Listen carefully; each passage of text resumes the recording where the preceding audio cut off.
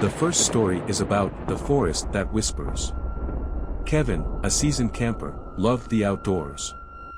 He had no problem trekking deep into remote woods, alone, armed with nothing but his tent and supplies. One fall evening, he set up camp in Shadow Valley, a forest known for its strange urban legends. Locals whispered about the eerie experiences of campers who claimed they heard voices and saw things they couldn't explain. The first night, Kevin sat by his fire, enjoying the silence. But that silence didn't last long. A faint whisper broke through, carried by the wind. At first, he thought it was an animal or the trees rustling, but then the whispers grew louder. It sounded like a group of people murmuring, yet there was no one around. He shrugged it off, thinking his mind was playing tricks on him. After all, he had spent the day reading about true scary horror stories, and it must have been lingering in his thoughts. But as the night went on, Kevin noticed something even stranger. The shadows from the fire seemed to move unnaturally. They shifted as if alive, stretching toward him before retreating into the darkness. By midnight, Kevin was wide awake.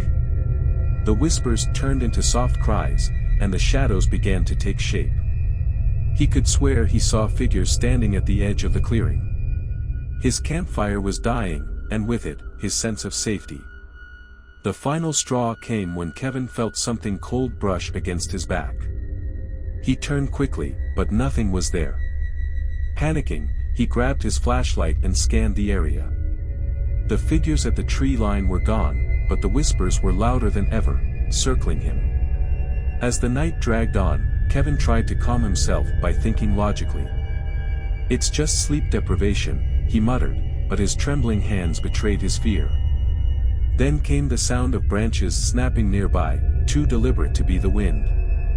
The crackling firelight revealed a hand, pale, long-fingered, and claw-like, reaching out from behind a tree. Kevin froze, his breath caught in his chest. As the hand disappeared back into the darkness, a voice, low and guttural, whispered, "You're not alone." At first light, Kevin packed his things and left. Locals later told him about the legend of Shadow Valley, an area where a group of settlers had vanished without a trace, leaving behind only their ghost stories. Kevin's encounter was added to the long list of haunted stories from that cursed forest.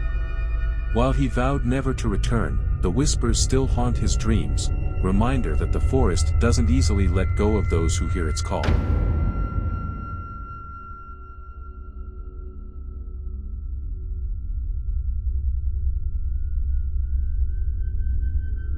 This story is about the shadow in the cabin. Lila was 16 when her family rented a remote cabin in the woods for a weekend getaway. Her parents wanted to escape city life and unwind, but Lila wasn't thrilled. She wasn't a fan of isolation, especially after watching too many scary stories animated on YouTube. Stories of haunted tales and creepy stories about people disappearing in the woods filled her mind, but she kept her fears to herself. The first night, everything seemed fine. They roasted marshmallows, told campfire horror stories, and joked about the cabin being haunted. Even though Lila joined in the laughter, something about the cabin felt off.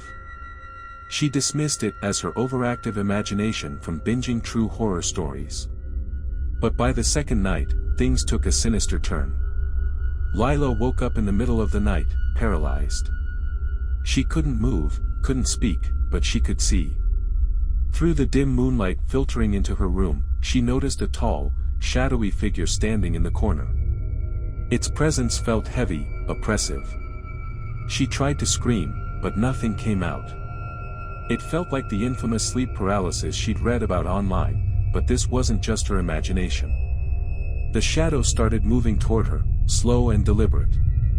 It leaned over her, its face indistinguishable but its intentions clear. It wasn't friendly. As its icy breath brushed her face, Lila suddenly regained control of her body. She screamed, waking her parents. Her father rushed into the room, turning on the lights. The figure was gone. They searched the entire cabin but found nothing. Lila refused to sleep alone that night, staying by the fire with her parents until morning. The feeling of unease hung over her like a storm cloud. The next day, they discovered something chilling, strange symbols carved into the walls of the cabin's basement. The markings seemed ancient, almost ritualistic. A local historian later told them the area was known for dark folklore, with tales of rituals meant to summon spirits. According to legend, the symbols were believed to trap a spirit inside the cabin, a malevolent one. That night, Lila and her parents heard faint knocks on the walls and windows, even though no one was outside. At one point, Lila saw movement from the corner of her eye, the same shadowy figure from the night before. Her parents tried to comfort her, but their pale faces showed they were just as scared.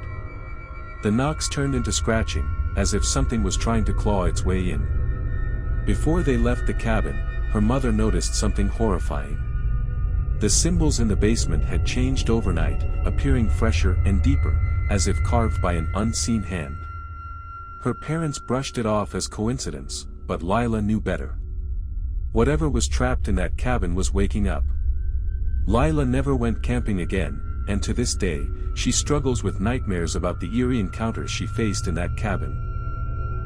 Even years later, she avoids talking about it, but sometimes, late at night, she swears she feels that same oppressive presence near her. For her, it was more than just a Home Alone horror story, it was one of the true scary horror stories that would haunt her forever. The memory of that shadow, its icy breath, and the inexplicable events still linger like a bad dream, a dream she wishes she could wake up from but knows was far too real. For Lila, the cabin wasn't just a setting for a nightmare tale, it was proof that some ghost stories are more than just urban legends. Sometimes, the shadows hold dark secrets that are better left undiscovered.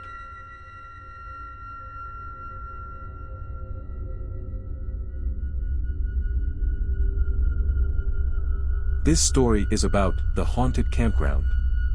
Years ago, a group of college friends decided to spend their spring break at Whispering Pines Campground. The name alone sounded like it belonged in a Home Alone horror story, but they shrugged it off, eager for adventure. The first night was filled with laughter, music, and drinks by the fire. They shared ghost stories and joked about the idea of the campground being haunted. But by the second night, the campground revealed its dark secrets. At around midnight, Rachel, one of the friends, went to the restroom alone. The others stayed behind, still laughing and joking. When Rachel didn't return after 20 minutes, they started to worry. Two of the guys decided to check on her, but the restroom was empty. The group searched the entire campground, calling her name. That's when they heard it, a faint humming coming from the woods. It sounded like Rachel's voice, but distorted, as if coming through a static-filled radio. They followed the sound, their flashlights piercing the dense trees, only to find Rachel sitting on a fallen log, staring blankly ahead. When they approached her, Rachel didn't respond. Her eyes were wide, unblinking, and tears streamed down her face. She whispered, "Don't let them take me again." Before they could ask what she meant, the humming returned, this time louder, circling them, like a sinister chant from an unseen crowd. Terrified, they dragged Rachel back to their campsite and decided to leave immediately. But as they packed, they noticed shadows darting between the trees, accompanied by soft, mocking laughter. The fire, which had been roaring moments ago, flickered out as if snuffed by an invisible force. The group piled into their cars and sped away, leaving their tents and belongings behind. The next morning, one of the friends went back to retrieve their gear, but the campground seemed different. Their belongings were gone, the fire pit had been filled in, and strange symbols were etched into the trees around their former campsite. These symbols matched markings associated with dark folklore, tied to rituals meant to summon or appease spirits. Even more unsettling, there was no sign of Rachel's footprints in the area where they found her the previous night. In the days that followed, Rachel began to act strangely. She would wake up in the middle of the night screaming about them coming for her. Her friends, initially concerned, became truly frightened when they noticed bruises appearing on her arms and legs, marks that looked like handprints. Rachel claimed she had vivid sleep stories where shadowy figures whispered to her, begging her to come back to the campground. She described the voices as cold and mechanical, a chilling echo she could feel in her bones. 2 weeks after the trip, Rachel disappeared without a trace. Her friends searched for her desperately, but she was never found. Locals whispered about her fate, adding her story to the growing list of urban legends surrounding Whispering Pines Campground. It was said that those who vanished were taken by the spirits haunting the forest, becoming part of the cursed land. Years later, one of Rachel's friends claimed to have seen her in a scary animation shared online, showing a figure with Rachel's likeness wandering the woods. Whether it was her spirit or something imitating her, they'll never know. To this day, the group refuses to talk about that spring break trip, except to warn others, stay away from Whispering Pines, where paranormal forces thrive, and the woods hold eerie encounters you'll never escape. The campground remains abandoned, its haunted tales drawing only the most curious thrill seekers.